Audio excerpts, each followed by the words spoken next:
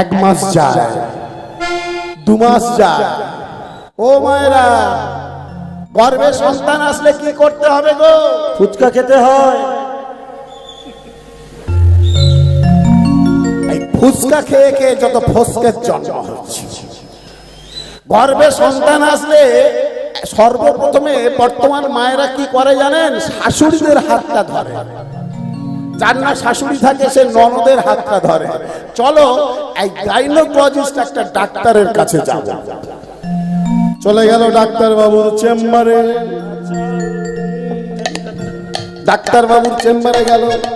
এটা আমি খুব ভালোভাবে বলতে পারি, কারণ আমার একটা নিজের কাকা doctor, gynaecologist doctor Basudeb Mondal, হয়তো এদিকে আসে, হয়তো যাই হোক। তো কি হয় জানেন তো? কোনো ওষুধ নাই, কতগুলো ফলিক অ্যাসিড ছাড়া কোনো ওষুধ ট্যাবলেট নাই। কিন্তু ডাক্তার ভেবে নেয় যে আমার একটা মোটা খদ্দের এসে গেছে। ওই যে চেম্বারে ঢুকলো, চলছে লেখা, প্রেসক্রিপশন লেখা চলছে, লিখে দিয়ে 500 টাকা, 700 টাকা, 800 টাকা ভিজিট নিয়ে নিল। বাড়ি যখন ফিরলো, স্বামী জিজ্ঞাসা করলো, ডাক্তার কি বলেছে?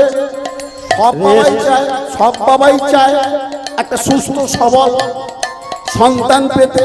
বললো ডাক্তার কি বলেছে? বললো ডাক্তার বলেছে রেস্টে থাকতে হবে।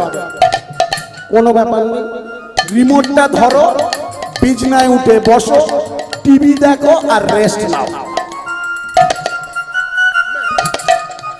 রেস্ট চলছে, টিভি দেখা চলছে। ও মায়েরা, মায়ের গর্ভে সন্তান যত বৃদ্ধি পায়, মা যা শুনবে মায়ের কর্ণ দিয়ে ওই আওয়াজটা সন্তানও শুনতে পাবে। কেন বলুন তো? হ্যাঁ বলবো।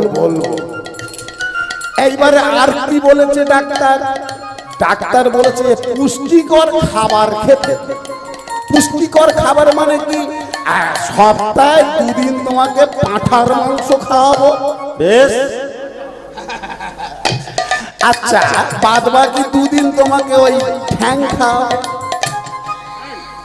বেশ। আর বাদ বাকি 2 দিন তোমায় ডিমের ঝোল ভাত, মানে পুষ্টিকর খাবার।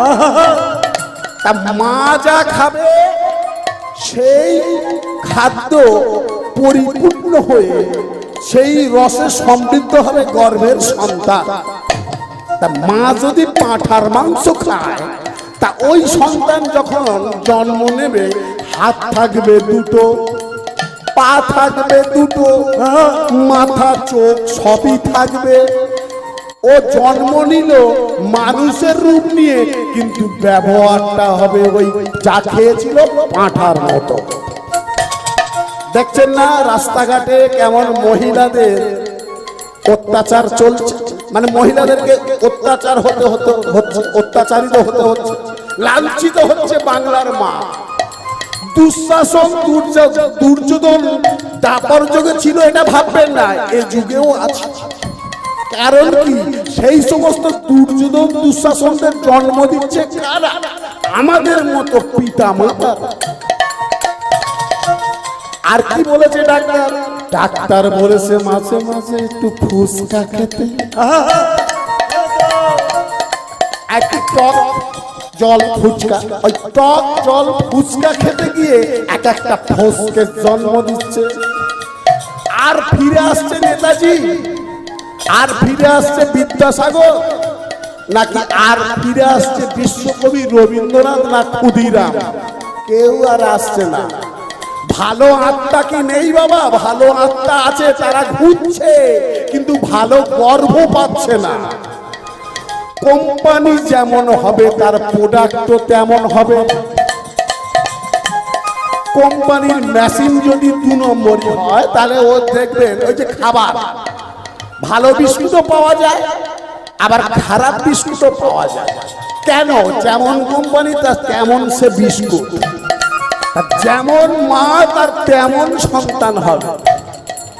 তাই আমি সাবধান করে দিয়ে যাই, গর্ভে যখন সন্তান আসবে, আস্তে আস্তে গর্ভে যখন সন্তান আসবে, মায়েদের প্রধান কর্তব্য হলো সাধু গুরু ব্রাহ্মণ বৈষ্ণবদের মুখনিসৃত বাণী শ্রবণ করা।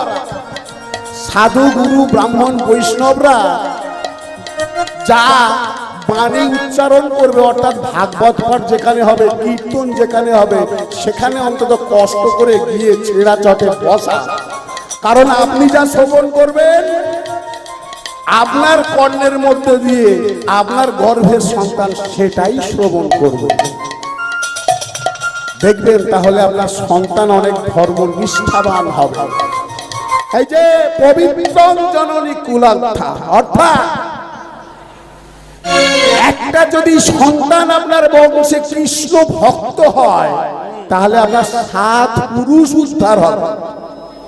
আর একটা যদি কন্যা সন্তান কৃষ্ণ ভক্তা হয়ে যায়, শুধু আপনার বংশে নয়, হ্যাঁ শুধু আপনার বংশে নয়, দেখবেন আপনার যে সেই মেয়ে যেখানে বিয়ে হবে সে সেই বংশের 7 পুরুষ, আর তার পিতৃপুরুষের 7 পুরুষ 14 পুরুষকে উদ্ধার করতে পারে। হ্যাঁ, কৌশল্যা ছিল বলে স্বয়ং ভগবান রামচন্দ্র এসেছে সেই গর্ভে। দেবকী ছিল বলে স্বয়ং ভগবান শ্রীকৃষ্ণ এসেছে সেই গর্ভে। সচী মাতা ছিল বলে কলিযুগের অবতারই স্বয়ং শ্রীকৃষ্ণ চৈতন্য মহাপ্রভু এসেছে। সেটা তো গেল আধ্যাত্মিক ব্যাপার, কিন্তু ভগবতী দেবী ছিলেন বলে দেখো বিদ্যাসাগরের আজ জন্ম হচ্ছে না, না একটাই হয়েছে বিদ্যাসাগর। আমরা গর্বিত, আমরা সেই বাংলার সন্তান। বিদ্যাসাগর বন্দ্যোপাধ্যায়, ছেলের নাম নারায়ণচন্দ্র বন্দ্যোপাধ্যায়, বউয়ের নাম হচ্ছে দয়াময়ী বন্দ্যোপাধ্যায়, সবাই বন্দ্যোপাধ্যায়। আর বিদ্যাসাগরের মায়ের নাম কি? বলে শ্রীদেবী। বিদ্যাসাগরের মায়ের নাম কেউ বলে ভগবতী বন্দ্যোপাধ্যায়, না না, অমন দেবতুল্য সন্তানের জন্ম দিয়েছে বলে তিনি বন্দ্যোপাধ্যায়ে গিয়ে আটকে যায়নি, তিনি হলেন ভগবতী দেবী। তাই গর্ভ যেমন হবে সন্তান তেমন হবে। আমি করজোড়ো করে অনুরোধ করে যাব, যখনই মায়েদের গর্ভে সন্তান আসবে বৌমাদেরকে আপনারা অন্তত একটু গীতা পাঠ করে শ্রবণ করাবেন, রামায়ণ মহাভারত পাঠ করে শ্রবণ করাবেন, সাধুগুরু ব্রাহ্মণ বৈষ্ণবকে ডেকে তাদের চরণধুলি চরণামৃত পান করতে বলুন। দেখুন আপনার বংশে যে সন্তানের জন্ম হবে সে আপনার বংশ উদ্ধার করবে। আরে পুত্র তো মূত্রেরও সমান হতে পারে, যদি সেই পুত্র আপনার যদি না কোনো কর্ম লাগে। সন্তান মানুষ নেয় কেন? আপনি মৃত্যুর পরে পিণ্ডদান করবে বলে? না না, আরে বেঁচে থাকতেই সে আপনাকে পিণ্ডদান দিচ্ছে না, তার মরে গেলে কি পিণ্ডদান করবে? আপনার সন্তান যদি নেশাখোর হয় তাহলে আপনার মৃত্যুর পরেও আপনার আত্মার শান্তি পাবে না, আপনাকে আবার আসতে হবে। ওই সন্তান যা পাপ করবে সেই পাপের ইন্টারেস্ট আপনাকে ভুগতে হবে। তাই এমন সন্তানের জন্মদিন যে সন্তান আপনার নাম উজ্জ্বল করবে। তাকে বাবাজি হওয়ার দরকার নেই, তাকে অতি বড় ভক্ত হওয়ার দরকার নেই, শুধু তাকে মানুষের মতো মানুষ হতে হবে।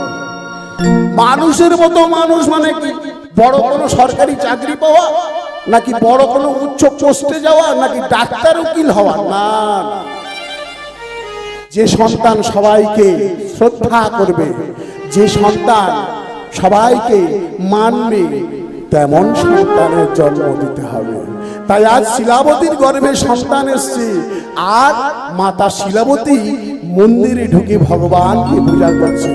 হে নাট নারায়ণ।